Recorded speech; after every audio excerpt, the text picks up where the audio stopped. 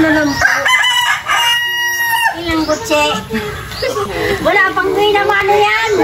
Kailangan wala kaming isasaing mamaya. Sabi ko pa naman ngayon ako magbabayad.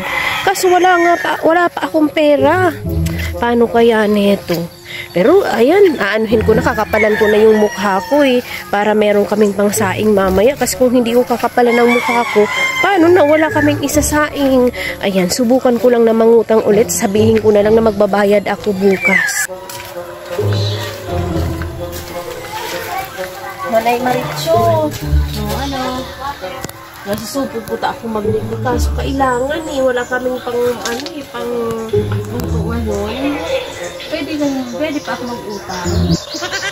Pangutang mo lang kahapon. Sabi mo magbabayad ka ngayon.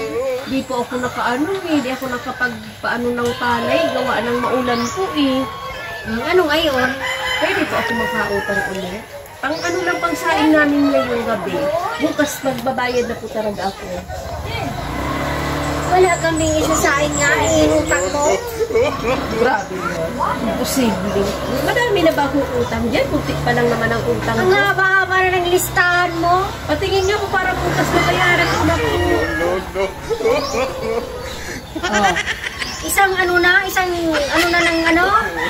Isang page.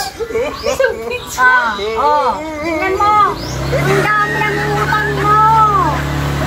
Hindi mo na mababayaran. Grabe ka naman.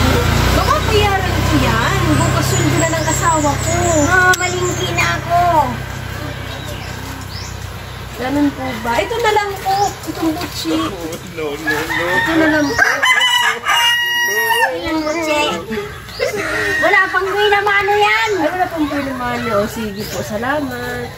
Bayaran ako bukas. Opo, magbabayad po ako bukas, Manay Maritso. Sige na po.